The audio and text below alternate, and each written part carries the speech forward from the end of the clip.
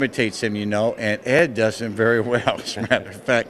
And because you did a little bit in Lone Pine. Right. And now, because I think Andrew Prime, we talked to Andrew Prime. Andrew said he was doing a little John Wayne. And John Wayne said, that's the worst John Wayne imitation I've ever heard. And Andrew told him that he told me, he says, well, you don't do so good yourself someday.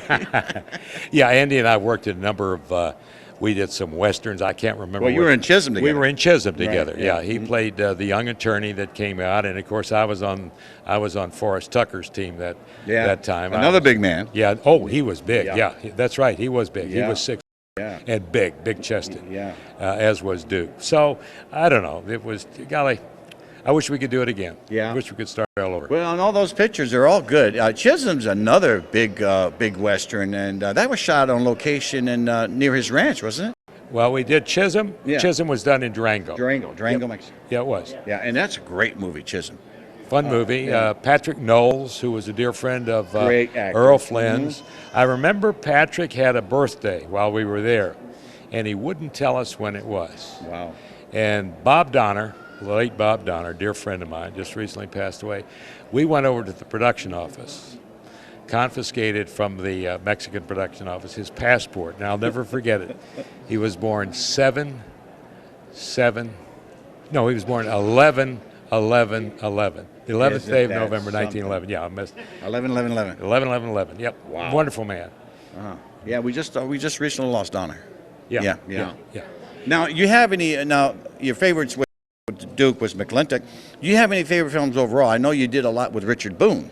Well, I did a lot. Sort of like Dick. a mentor. Dick was like a mentor to me. Yeah. And I don't know, 16 or 17 Have Gun Will Travels, and he at any one time had 5 or 6 young actors that he thought had some potential. And we worked with Dick, or he worked with us for a long time. And Dick, I admired Dick very much. He was an actor that would take chances. He wasn't stereotyped or felt that he was locked into any one thing. And a lot of actors didn't do that. If they were comfortable in a certain type, style of part, they did it. But Dick wasn't. He took I like chances. that. I like that. Oh, yeah. Oh, yeah. And, you know, the way Palatine came across, and I've seen some behind-the-scene footage, he seemed like he had a lot of control of some of the things that was going on in the show Palatine. Oh, he did, and he directed a number of them. I did several that he directed. Good. They were good shows. Yeah, they were good shows. Now, he was a friend. Yes. And he was in Duke's last film.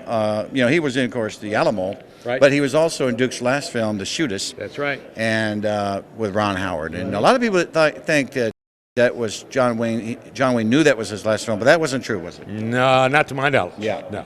He was going to make other films, but it just wasn't to be. Yeah. But what a great last movie, huh? Oh, yeah. Marvelous film. Yeah. Great film. Well, and you have so many fans, you know, and what are you doing that the fans can look forward to? What do we can see you in next? Well, I'm not really doing anything now, Jeff. I'm more or less retired. Now, if somebody came along and said, let's do another Western, I'd go with them. You bet. But I have fun coming to events like this and meeting the people, and they're very, very kind. They come up and remember me. They remember lines from the movies or films that I've been involved with. And it's very gratifying. Does that amaze you? It really and truly does. It amazes me. I guess I've been fortunate enough. I must have the genes that most people, I look fairly much like I did. I'm heavier, 1 or 2 years older. But at any rate, it's really gratifying. And you're aging like Duke did. Of course, Duke was 72 when we lost him. But, I mean, you're aging good. I mean, you still have your bulk thing, and you still look like you can do a Western. I think you could play a mean guy. Have you ever played a heavy? A real mean heavy? Sure I have. They're the great ones. Those are the good ones. Those are the ones you want to sink your teeth in, huh? Well, those are the good ones, and I usually say, you know, I've played a lot of anal orifices, and they're good parts. They're the fun ones. I love the fight that you had with Pat Wayne and McClintock. Yeah. That was a good one. Yeah, that was a good one.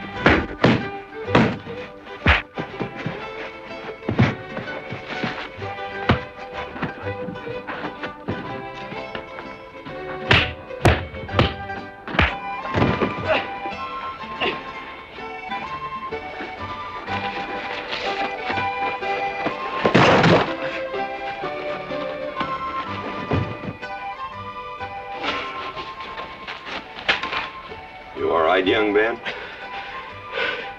I'm all right, Mr. McClintock. Pretty fancy fighting for a country boy. 2 years at Purdue, Mr. McClintock. On the boxing team. I never thought any farmer could whip me. But you sure did. Better get him cleaned up. Get him some water, Jake. Yep.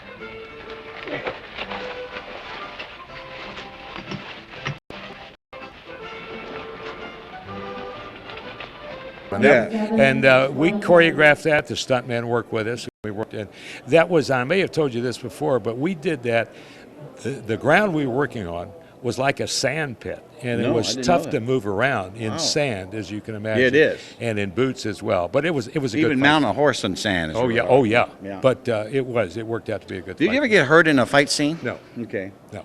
So you've been lucky there. Okay. No, I've been real lucky, and I did most of my fights. They were choreographed, and everybody was considerate of one another. Nobody wanted to hurt anybody. No, I never did. Well, that's another thing that John Wayne perfected, him and Yakima Canutt. They did the fights, because the old Western, the old B Westerns and the old fights didn't look at all. No. They looked like a wrestling match. Yeah, they really worked on that, Duke and Yak, and they perfected it. And I think they're the ones that are really given the credit to making the fights look really the way they look today. That's right. Yeah. Exactly. Yeah. Well, I know you're signing a lot of autographs, but this is a very special day. May 26th this year, it will be the 100th birthday of the late, great John Wayne. And what are you going to be doing? Any festivities you're going to be going to on that particular time?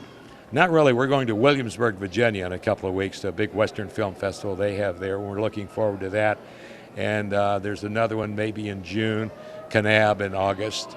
But on the 26th, nothing special, but maybe we can work something out. Well, yes, because we hope to get up to Newport Beach, the John Wayne's airport, and the statue in front of the airport, beautiful statue.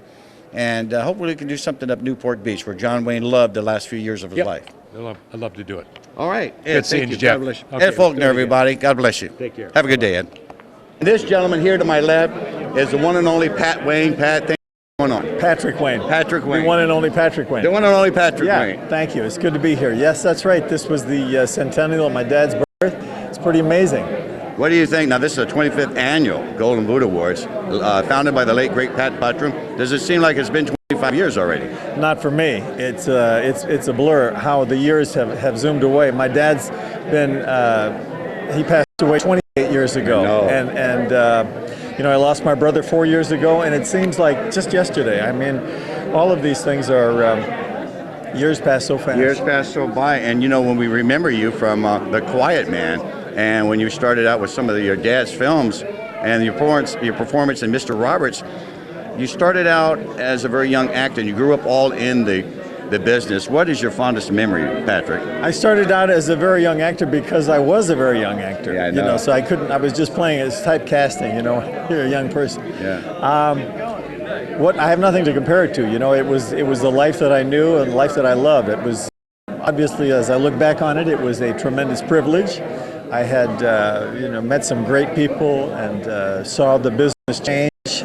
Got to be a part of what they call the golden age of motion pictures. You were lucky to be in it. Yeah. Lucky to be a part of that experience and still be alive. So. Well, you look good.